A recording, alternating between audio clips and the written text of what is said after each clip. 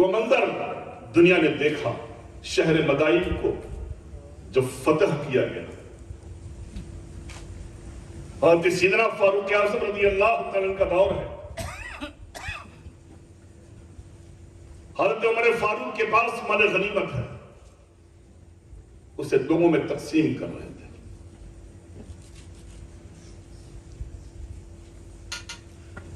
سب کو ہر ایک کو ان کے مراتب کے حساب سے جو کچھ انہیں دینا ہے دے رہے ہیں. اسی درمیان دیکھا کیا گیا کہ سیدنا فاروق اعظم کے پاس سب سے پہلے نواسے رسول سید الشہداء سرکار سیدنا امام حسن علیہ السلام حاضر ہوئے.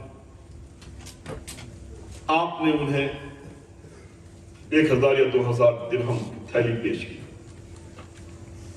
اس کے بعد آپ کے صاحبزادے اس منظر کو دیکھ رہے تھے. حضرت عبداللہ ابن عمر, حضرت امام حسین گئے, انہیں بھی اتنی عطا کی.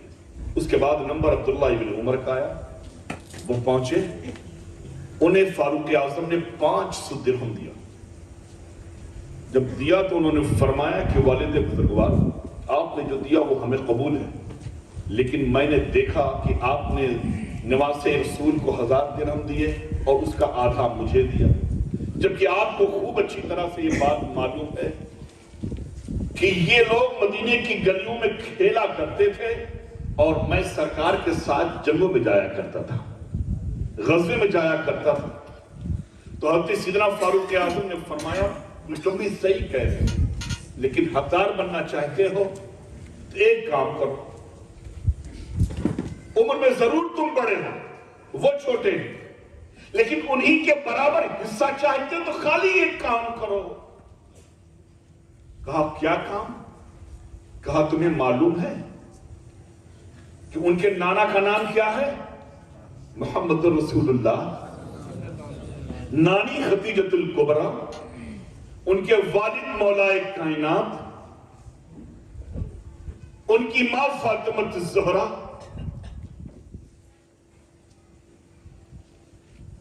اے شہزادے, اگر تیرے بھی گھر میں ایسے لوگ ہوں تو تو لا,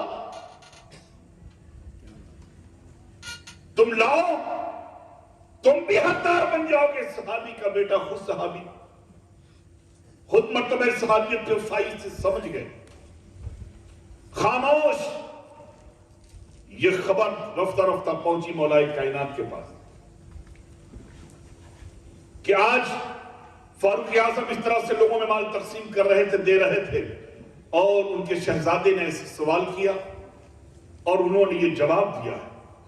تو حضرت مولائے کائنات سیدنا علی مرتضیٰ رضی اللہ تعالی تمام واقعات کو سننے کے بعد اپنے احباب سے مخاطب ہو کے فرما رہے ہیں, اے لوگوں, عمر نے جو فرمایا وہ حق فرمایا. عمر تو جنتیوں کا چراغ ہے, عمر جنتیوں کا چراغ ہے.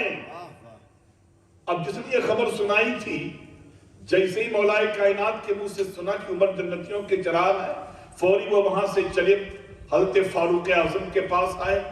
آنے کے بعد سارے معاملے کو فاروق اعظم کے سامنے رکھ دیا کہ حضور, جو میں نے یہاں دیکھا, یہاں سنا, میں نے علی مرتضیٰ سے بیان کیا. جب علی کو بیان کیا تو انہوں نے آپ کے متعلق اے میرے آقا بغیر کچھ سوچے, بغیر کچھ سمجھے, فوری بھرے مجمع میں اعلان فرمایا کہ اے لوگوں سنو, عمر جو ہے وہ جنتیوں کا چراغ ہے. سیدنا فاروق اعظم نے فرمایا کہ علی نے کہا ہے؟ کہا. سارے کام کاج کو ٹھپ کر دیا, اپنے احباب کو لیا اور لے کر مولائے کائنات کے کاشانے انور پر آئے. خاتون جنت کے گھر آئے, آواز دیا. مولائے کائنات باہر نکلے, امیر المومنین کو دیکھا, کہا حضور آپ بلا لیتے, میں آ جاتا. کیا بات ہے؟ کالی کچھ ضروری بات ہے. مولائے کائنات گھر کے اندر لے گئے, اپنے مسند پہ بیٹھالا, محبت و پیار سے نوازا. حضرت علی مرتضیٰ امیر المومنین کی بے چینی کو دیکھ رہے ہیں. فرمایا حضور آپ اتنا بے چین کیوں ہیں, اتنا پریشان کیوں, بات کیا ہے؟ کہا علی آج ایک مسئلے کے لیے میں آیا ہوں. اگر وہ تمہاری زبان سمجھ سن لوں، صرف زبان سے سن لوں تو میرے دل و دماغ کو اطمینان ہو جائے، سکون مل جائے. کیا بات ہے. سارے معاملات کو فاروق اعظم نے بتایا. کہا میں نے سنا ہے، میری گفتگو کو سننے کے بعد آپ نے فرمایا ہے کہ عمر جو ہے وہ جنتیوں کا چراغ ہے. حضرت مولا کائنات رضی اللہ تعالیٰ مسکرائے اور فرمایا اے امیر المومنین، یہ میں نے اپنی طرف سے نہیں پیش کیا ہے، میں بارگاہ نبوی میں حاضر تھا. آقا کریم صلی اللہ علیہ وسلم نے مجھ سے فرمایا کہ علی، عمر جو ہے نا وہ جنتیوں کا چراغ ہے. اور محبوب خدا نے بھی اپنی مرضی سے نہیں فرمایا. ان کے پاس اس وقت جبرائیل امی موجود تھے، وہ تشریف لائے اور انہوں نے کہا کہ اللہ رب العزت فرماتا ہے محبوب کہ عمر جنتیوں کا چراغ ہے.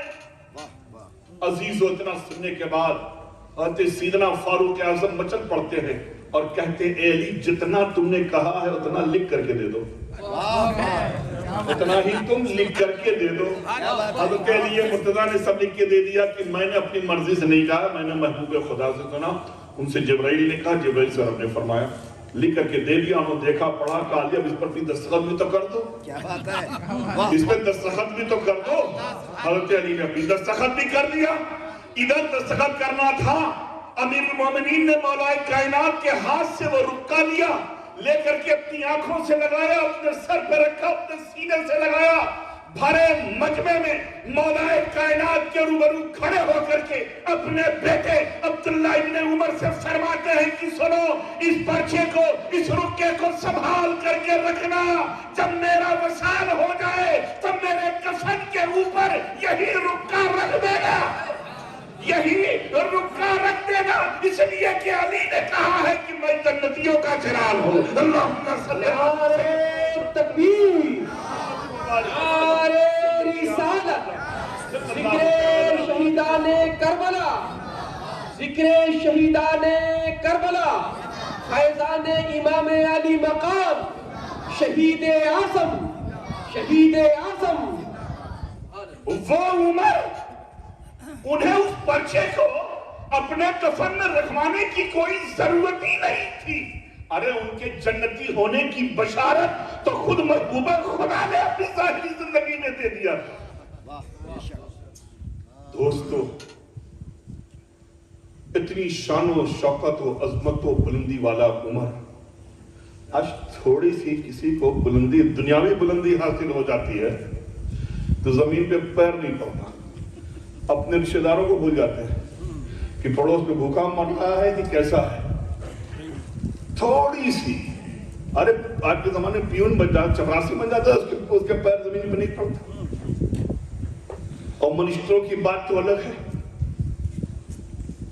عزیزوں.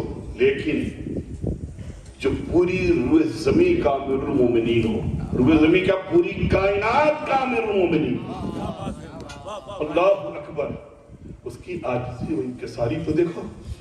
کیا نا، اے عبداللہ ابن عمر، میرے کفن میں رکھ دینا، رکھ دینا، تاکہ میری قبر میں آنے والی ہر مشکلات، ہر مراحل اس کے ذریعے آسان ہو سکے، اس کے ذریعے آسان ہو سکے.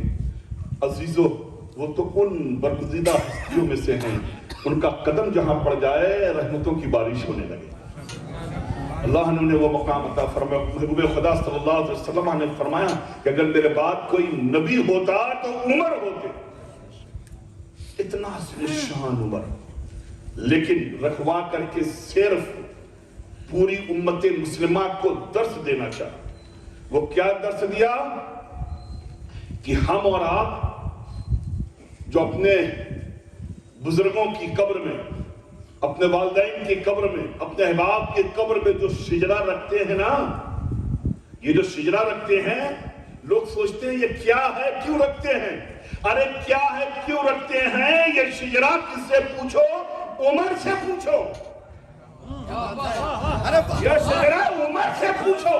انہوں نے پوری امت مسلمہ کو یہ ذہن دے دیا ہے، یہ عشق دے دیا ہے کہ اگر نبی اللہ سے تجھے جنتی کر دے تو یقین رکھنا اور اس یقین کو لکھوا لینا اور یہ کوشش کرنا کہ وہ رکا تیرے ساتھ تیری قبر میں جائے. کیوں؟ جب فرشتے آئیں گے پوچھیں گے پتا تو کس کا دیوانہ ہے تو کہہ دینا یہ